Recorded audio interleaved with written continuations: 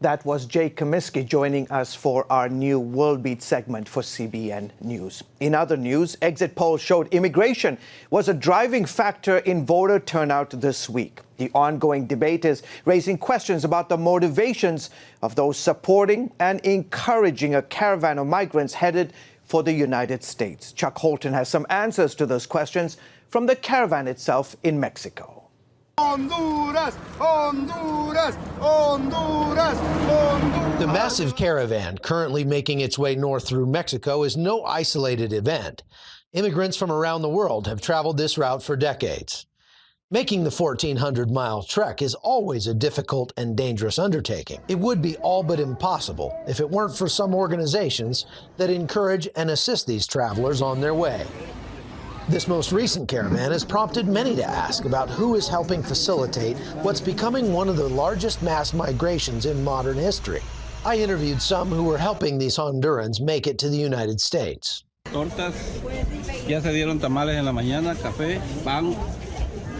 Venimos a apoyar a la iglesia primera del Nazareno de aquí de Huistla, en apoyo a todos los hermanos que vienen de Centroamérica, dándoles agua, comida, ropa y todo lo que ellos necesitan. Estamos para... Mexico recently elected a pro-migrant president, but the Mexican government is having trouble deciding how or even if they should help these migrants who have come into their country illegally.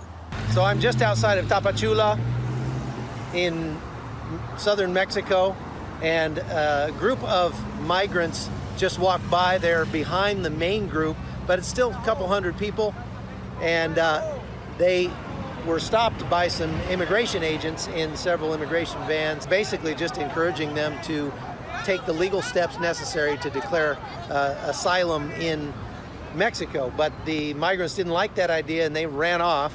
And so now the police and the immigration authorities are kind of standing around trying to figure out what to do. When the confrontation happened, another group of supporters showed up.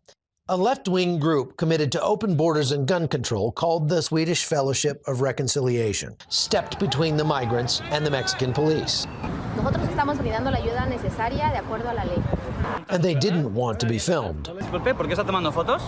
Nosotros no estamos ni atacando, ni lesionando, ni nada. Estamos brindando el apoyo. I don't think anyone can see these images of women marching in the hot sun or sleeping on the streets at night with their babies and not have it tug at their heartstrings.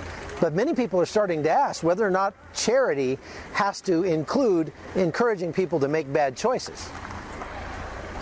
They don't need to leave. They can stay, set in roots, and develop their own land. Graham and Nicole Davis moved to Central America 5 years ago to help young people break the cycle of violence and poverty. We have based our foundation on the obvious principles that it makes more sense to meet people where they are. It's much more cost effective and it's much more successful than moving them across borders and forcing them into a new education system. We meet them right where they are and care for them, and they grow.